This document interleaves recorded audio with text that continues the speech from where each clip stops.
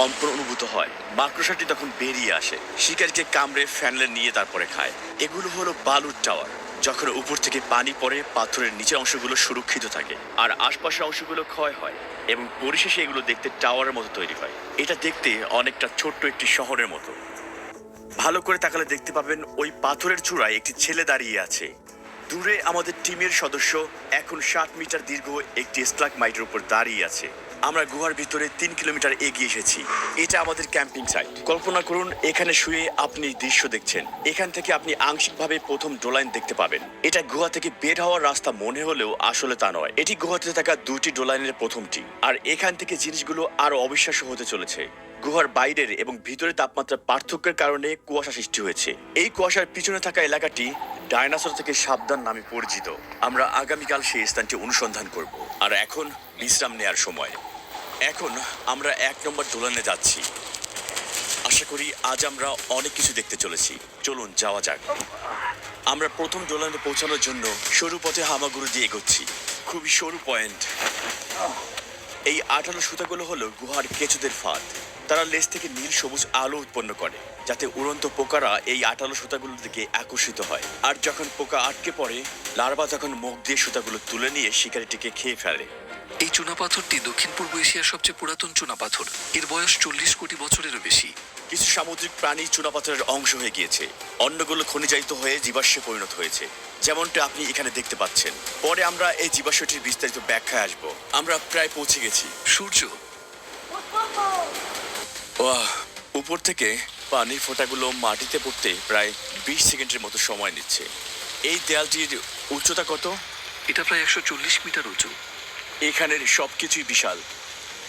উপরে তাকালে গুহার প্রবেশ মুখে ঘিরে থাকা রেইন ফরেস্টের গাছগুলো দেখতে পাবেন। কিন্তু এই মুহূর্তে আমরা এখনো মাটির কয়েক মিটার নিচে আছি এবং গুহার ভিতরেই আছি। হাজার হাজার বছর ধরে সনডংয়ের ভিতর দিয়ে প্রবাহিত নদী চুনা পাথরকে ক্ষয় করে ছাদের শক্তি দুর্বল করে ফেলে, যার ফলে এই গর্তটি সৃষ্টি হয়েছে। কিন্তু ছাদটি আর টিকে থাকতে পারেনি, ভেঙে পড়ে, আর এভাবেই এই বিশাল গর্তটি সৃষ্টি হয়েছে।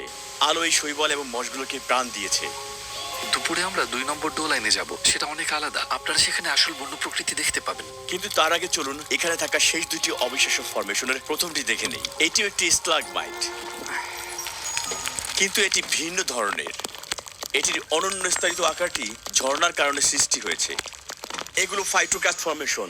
এগুলো বৃহৎ চুনাপাথরের ফরমেশন, যা ক্যালসিয়াম কার্বোনেটের সাথে শৈবাল, মশ এবং অণুজীবের বৃদ্ধির ফলে তৈরি।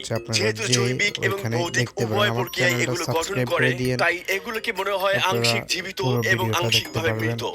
এখানে আপনারা দেখতে পাবেন ফাইটোকাস্ট গঠনগুলো সূর্যের দিকে বেড়ে উঠেছে, যেন গুহা থেকে একটি হাত বাড়ানো হয়েছে। অন্ধকারে 1 কিলোমিটার উপর নিচ উঠতে উঠতে অবশেষে আমরা গন্তব্যে পৌঁছেছি। এটি দ্বিতীয় ডোলাইন, যা প্রথমটির তুলনায় অনেক বড়। এটা অবিশ্বাস্য সুন্দর। হঠাৎ করে যেন আমরা গুহার ভিতরে একটি বনের মধ্যে চলে এসেছি। এখানে দেখুন কত ঘন। এই অংশে গুহার ছাদ দুটি প্রধান ফল্টের সংযোগস্থলে ধসে পড়ে, ফলে পৃষ্ঠের উপর 252 মিটার উচ্চতার একটি ডোলাইন গঠিত হয়। ধসে পড়া গুহার ছাদের ফলে সূর্যের আলো প্রভাবিত হয়, যা একটি সম্পূর্ণ নতুন ইকোসিস্টেমের জন্ম দিয়েছে। চরম পরিবেশেও গাছপালা আর প্রাণীরা লড়াই করে টিকে আছে এবং এই জায়গাটিকে বদলে দিয়েছে এক অসাধারণ ভূগর্ভস্থ রেইন ফরেস্টে। আমরা যতই আলোর দিকে এগিয়ে যাচ্ছি, ক্রমাগত ততই বেশি উচ্চতার গাছ দেখতে পাচ্ছি। এখানকার মাটি এটিকে রেইন ফরেস্টে পরিণত করার জন্য আদর্শ উপাদান। এখানকার মাটির একটি বড় অংশ বাদুড়ের বিষ্ঠা দ্বারা গঠিত। এটি মিলিয়ন মিলিয়ন বছর ধরে জমেছে এবং অত্যন্ত উর্বর।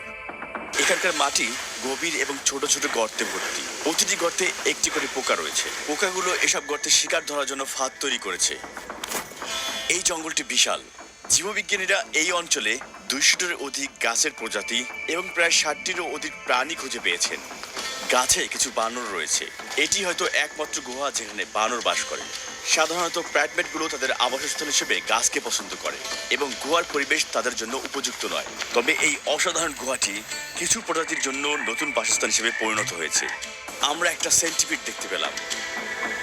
এছাড়া এই বনে সাপও বাস করে। সত্যি এই বনের শব্দগুলো প্রশান্তিদায়ক। এমনকি যারা 2009 সালে এখানে প্রথম এসেছিলেন তারা ভেবেছিলেন তারা হয়তো গুহার বাইরে পৌঁছে গেছেন। মনে রাখবেন, আমরা এখনো গুহার মধ্যে আছি। এটি নিজস্ব রেইন ফরেস্ট রয়েছে। উপর থেকে আসা সূর্যালোকের দিকে পৌঁছানোর জন্য সব গাছগুলো সরু কিন্তু লম্বা হয়ে ওঠে। এই কারণে গাছগুলো সাধারণত সরু হয়ে থাকে, কিন্তু তাদের প্রস্থের তুলনায় খুবই লম্বা। কিছু গাছ 40 থেকে 50 মিটার পর্যন্ত উচ্চতায় পৌঁছায়, কারণ গাছগুলো তাদের উচ্চতা বাড়িয়ে সর্বোচ্চ সূর্যালোক শোষণের চেষ্টা করে। এইটি একটি শামুকের অবশিষ্টাংশ। বানর এই শামুকগুলো ধরার পর পাথরের সাহায্যে ভাঙে, তারপরে খেয়ে ফেলে। গুহার ভিতরে যেতে যেতে আমরা দেখতে পাই রেড শ্যাঙ্ক বানরের রেখে যাওয়া নানা চিহ্ন। দেখুন এখানে কতগুলো শামুক। এই শামুকগুলোর বেশিরভাগই ভাঙা, যা সম্ভবত বানর খেয়েছে। আমরা গুহার এতটাই ভিতরে আছি যে প্রায় ভুলে গিয়েছি আমরা গুহার ভিতরে আছি। এখানেই আজ রাতে আমরা ক্যাম্প করব। গুহায় আজ আমাদের চতুর্থ এবং শেষ দিন, আর আজ আমরা একটি কাদাযুক্ত পথ অতিক্রম করে ভিয়েতনামের সেই গ্রেট ওয়ালে পৌঁছাবো। এখানে স্ট্যালাগমাইটগুলো বেশ আকর্ষণীয় দেখাচ্ছে, মনে হচ্ছে কোনো ভাস্কর্যের কাজ। এই স্তম্ভটির চারপাশে একটি পূর্ণ জলাশয় রয়েছে, আর সেখানে মাছেরা সাঁতার কাটে। এই মাছগুলোর কোনো চোখ নেই, কারণ তারা সম্পূর্ণ অন্ধকারে বাঁচতে অভ্যস্ত হয়েছে এবং সময়ের সাথে সাথে ইন্দ্রিয়গুলো আরো শক্তিশালী হয়েছে।